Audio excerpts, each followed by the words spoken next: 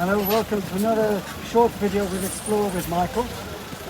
Today I'm actually in Asilah, and Asilah is buzzing because this is August and we've got the Festival of Asilah, which is a big art festival. Asilah is a coastal town about 40 minutes south of Tangiers. It's buzzing now, but normally it's a lot calmer and more tranquil. But a lot of people are here for their staycations, a lot of Moroccans have staycations, and a lot of people have actually come for the arts festival. Now, Asilah is a very ancient town. It was established by the Phoenicians, and people took their turns. Then, of course, it was occupied by the Romans, and the Romans, in turn, when they left, the Arabs came, and they established themselves, and you know, they're still here to this day. But actually in the 900s, we had some more visitors from Scandinavia. So the Vikings actually came here, and we thought in England that they just tormented us, but the Vikings came here to seize what they could. Actually they invaded Spain as well, and the Moors fought in Spain a battle against the Vikings. But I've gone off at a little bit of a tangent there. Actually, in 1471, the Portuguese came, and the Portuguese actually built this fortified walls of the city. The city was established here, and the Portuguese came in 1471, as I said. And but the Moroccans, they tried to reclaim their city, and they almost breached the walls.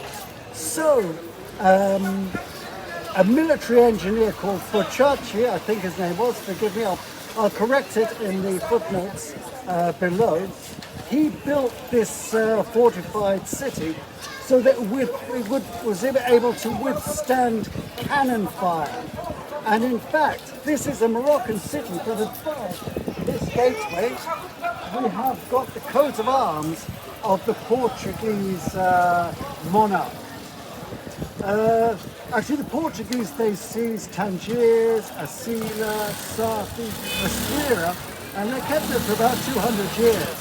But it wasn't a very happy undertaking. They were fighting for those 200 years. But what they actually were doing, they kept the Moroccans away from their own seaport, so they couldn't trade. However, the Spanish then they took over from the Portuguese. And they kept it for about 800 years, for about 80 years. And then Mauli Ismail came on the scene. He was a very, very strong king in Morocco. And he trounced the Spanish. And he took them as captives, and he took them to Meknes.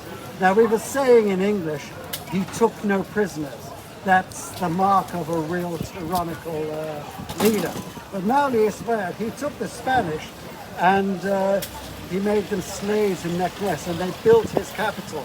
But I've got a feeling some of these Spanish slaves would have wished they had been killed, because he was a very strict,